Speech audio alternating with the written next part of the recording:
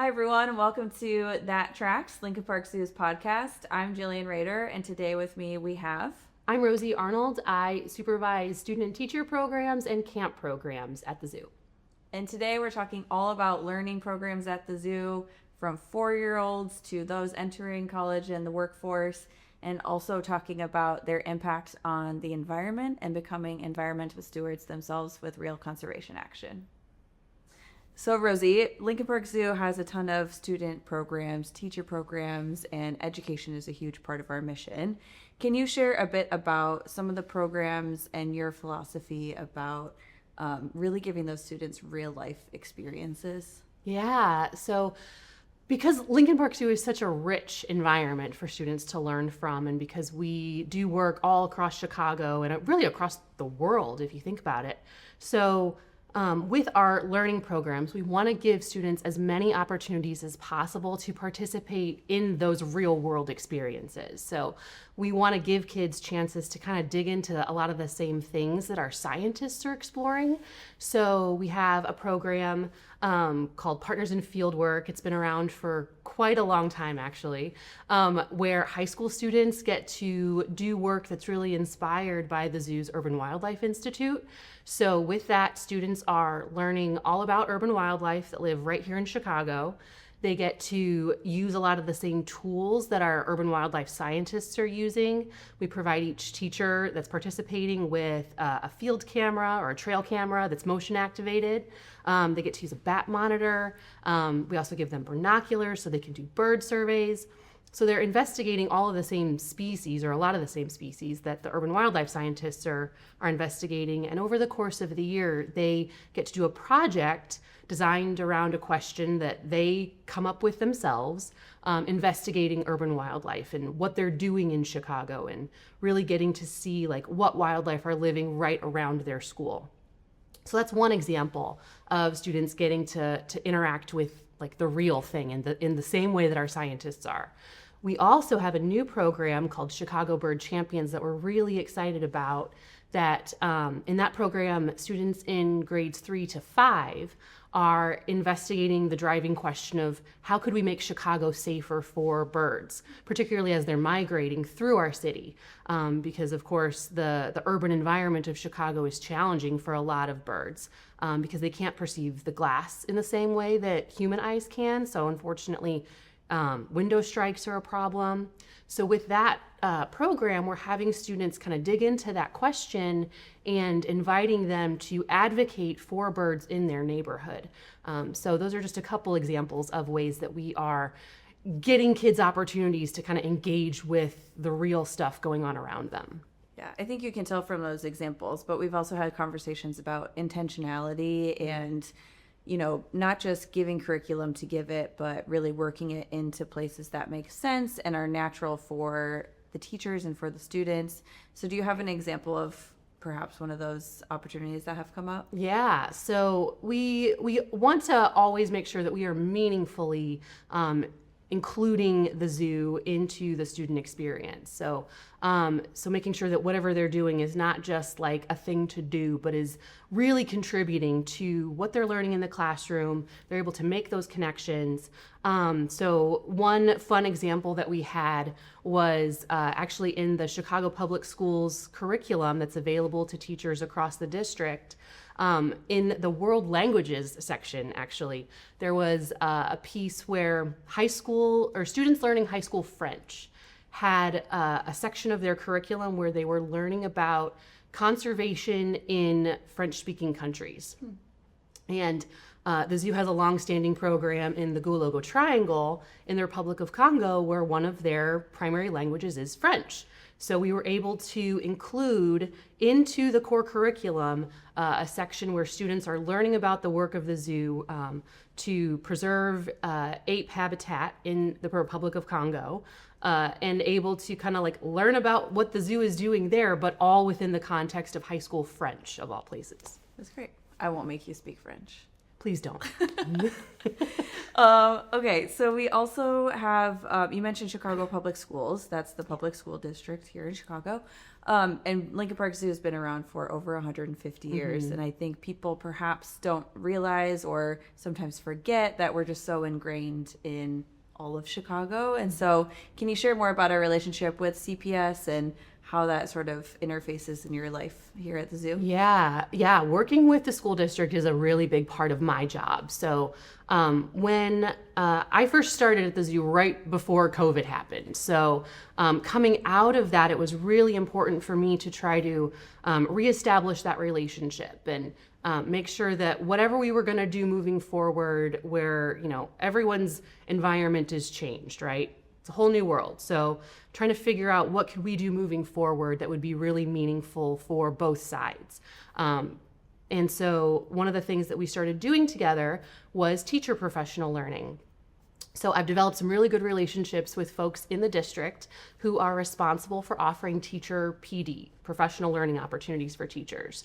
And so over the course of the last several years, we've been able to partner and offer workshops for teachers where they can come dig into something in the curriculum that is important to the CPS learning goals.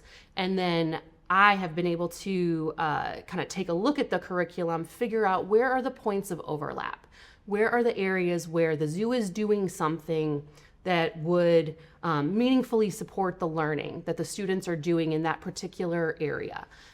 So we work together to offer these days where basically the CPS folks take half the day to really dig into whatever it is that they are digging into, and then my team comes in, and then we offer opportunities for teachers to learn about opportunities at the zoo that would enrich that learning experience. We also will often bring in some of our scientists or different zoo experts that will be able to provide some learning for the teachers themselves. It's really important to me that any professional learning that we do with teachers gives them an opportunity to participate as learners as well, kind of take their teacher hat off for a second and just kind of be learners. So we give them opportunities to learn from our experts, to think about ways they would apply a zoo experience with their students, and ways that they can connect all of it together to create a really strong learning experience for their kids. Great. We talked a lot about how the zoo is in classrooms and in curriculums. Yeah. But what about students coming to the zoo? What does that look like? Yeah, we serve thousands of students each year here at the zoo. Everything from your classic field trip where you get to just sort of explore the zoo with your classmates for the day. We also offer programs. Our Zoo Explorers programs are great opportunities for connection to the academic standards, the classroom learning, all of that. We offer those programs for at least one for every grade level, so that depending on what the teachers are teaching in the classroom at the time, they can pick an experience that will be a really good thing to kind of like make whatever that was in the classroom kind of come alive, hopefully. So with that, kids are able to do things like, in younger grades, they're learning about classification. They're learning about how to make a good observation. In older grades, they might be kind of leveling up to the point where they're able to think about how they might design a lion habitat if it were up to them, based on like, what does the animal need and what are the resources that are available, that sort of thing. All sorts of opportunities for kids to learn about different things that are going on at the zoo and connect them back with the classroom. All of that can happen while they're here on a field trip. Awesome. And we have scholarships, and I think accessibility is a huge part of our vision and mission. Can you talk a little bit about how, we talked about CPS, but are there other schools or students? How do they get involved? What scholarships might be available? Sure. So for Zoo Explorers, that field trip program where kids are coming to the zoo and doing a program on grounds, we have a limited, unfortunately, but we do have a pretty good limited number of scholarships that we're able to offer to schools each year. You do not have to be in Chicago Public Schools in order to participate in that. So with that, it's something we open up each semester so that we can provide those experiences to schools that have that need free of charge. And then we also will be able to offer bus scholarships to some of those schools. So we can hopefully remove all of the barriers to entry so that kids can come and really learn from this place. That's great, because Lincoln Park Zoo is free, of course, but there are, of course, like the bus expenses and things like that. So I'm glad we're able to offer that. We are also coming up on camp season here, so we have hundreds of students here every summer, and I've heard firsthand from so many folks about how formative of an experience that is. Can you give just like a little bit of highlights of what camp is and what that experience is like every summer? Yes. So our team offers 2 different camp programs. So kids that are as young as 4 years old all the way to those that are entering 5th grade get to participate in conservation camp. Those are week-long day camp programs where kids are with us from about 9 to 3 each day. And we offer different themes, and each theme involves kids doing different activities on zoo grounds. They're spending a lot of time out on grounds, outdoors. We also offer opportunities for kids to have some free play time because it's summer. We want kids to still have the opportunity to kind of run around in a safe way and do whatever it is that they want to do at that time. But they're also, of course, learning about animals. They're meeting our zoo experts. Sometimes they get to go behind the scenes. We're really excited for this summer where we are going to be able to take some of our kids behind the scenes at beavers for the first time. So that'll be really fun. And then for our older campers, our middle school campers, they are participating in something called Zoo Crew. That's a 2-week-long program. With that one, it's a lot of the same types of things because they're still exploring the zoo. They're still learning from our experts. We're leveling up that content, though, of course, so that they're, doing things that are more age appropriate. They're thinking about things like conservation challenges and, things they might be able to do at home, in their community, at their school that might be able to help with some of those conservation challenges. They also get to go on field trips. They get to spend one evening of their program participating in a late stay, so they're here after zoo hours. So it's a really cool program, really cool opportunities for kids to come, be at the zoo with their peers, having a lot of fun, and hopefully, continuing to develop in a way that's really fun. Cool. And put you on the spot a little bit here, but Sure. they say that kids say the darndest things, but they're also very insightful and very intuitive. So I'm just curious, over your time, is there a story or an example of something where, like, maybe we took something from a student and turned it into action, or you were just surprised by their insight into something?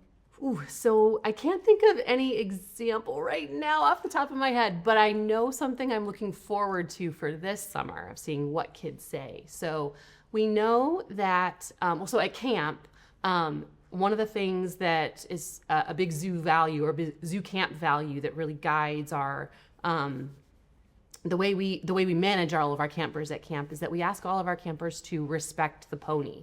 Pony stands for property, others, nature, and yourself. So essentially, if a kid at camp is respecting the pony, we are good. We got no issues. But one of the things that we have noticed, and we've heard from some of our colleagues in other departments, is that sometimes asking all of our guests across the zoo, our public guests, to respect the pony is a little bit more challenging. And our horticulture team has expressed to me that sometimes folks love and appreciate the plants that we have here so much that they want to pick some of them to take them home. Of course, we would prefer that they would remain here. So we're issuing a challenge to our campers this summer to ask them how they might help us teach others across the zoo to also respect the pony, particularly the N in nature, where we can hopefully leave nature here at the zoo, or leave that nature here at the zoo, so that it can continue to grow. So we're hoping for some interesting things out of that, but we'll see. All right. I think that's actually a really interesting approach, because as we've, over the course of even in my time here, we've sort of changed the way that we approach working with nature. I feel like a lot of the programs and things used to be like, go collect a pine cone, go do this or that. And I feel like we've changed to be more leave no trace practices. Can you talk about how, like, philosophically, maybe some of your programs have changed or evolved over time, knowing like things like respecting nature are a larger part of our conversations? Yeah. So, I mean, essentially, like once you pick a plant, especially if you're picking a flower or picking a leaf off of a tree, that thing is no longer alive, essentially. So we are trying to keep the living things alive as much as possible. So with that, though, that means that like if we need natural materials for a project or an activity, we're going to do our best to I'm thinking of like a nature journaling activity that I do sometimes where every person participating has to have a leaf. And so when I do that, I'm always trying to make sure that I'm only using leaves that have already fallen to the ground. I want to leave the leaves on the tree so that they can continue to do what they're supposed to do as part of that organism. And then once those leaves fall, then I can use them. So basically, we're just trying to instill that same value, that same drive to keep the living things alive with our students and even our teacher participants as much as we can. Great.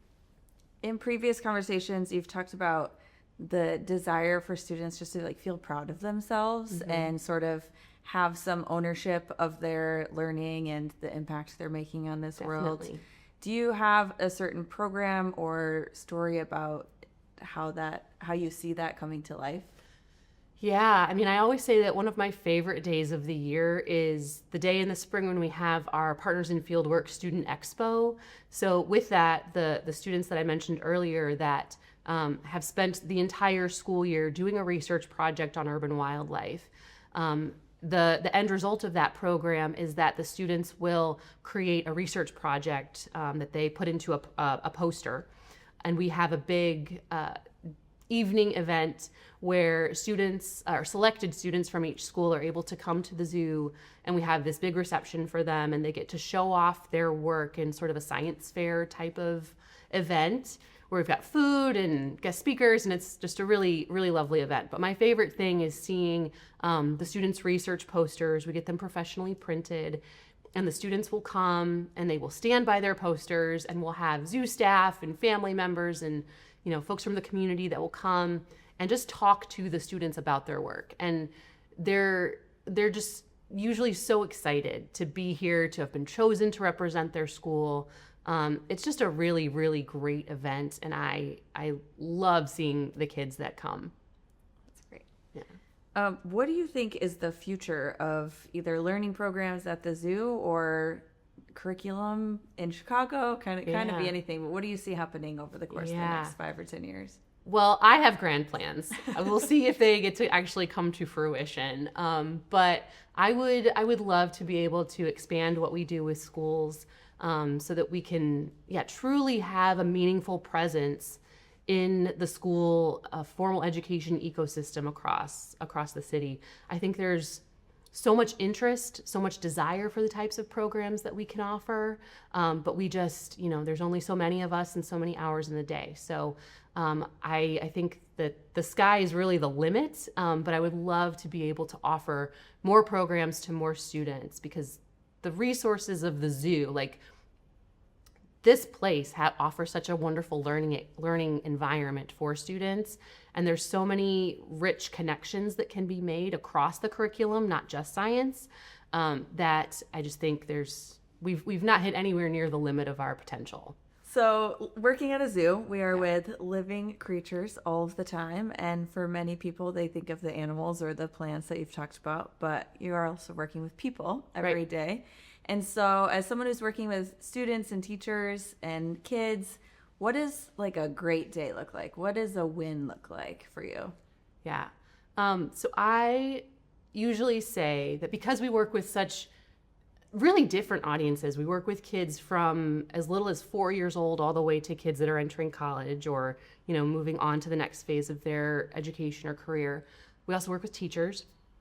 So the way I kind of try to frame it is that I would like every participant in one of our programs to experience or learn something that will help them move a little bit closer to a person who will be able to make decisions that will be able to positively affect the world around them.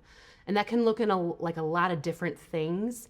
For little kids, it's things as simple as, they might have tossed their gum wrapper on the ground, but now they're not going to do that, and they're going to, put it in the trash in the proper way. For adults, for the teachers we work with, I love seeing when they are really excited about some new connection they can make in their curriculum that will get their kids excited about learning. So it's that whole spread in between, but as long as we're helping to move people a little bit further along in that path towards, being able to make really good decisions that are going to be positive for the world, like that's all I'm looking for. Yeah. But it's hard to know. Hard to know, hard to measure. Mm-hmm. And also little actions can make huge change. Right. And so I think also reminding folks, like your gum wrapper, it's a small thing, but over time it can really change. And Definitely. And that sometimes we influence. don't know. That's the thing too in what we do.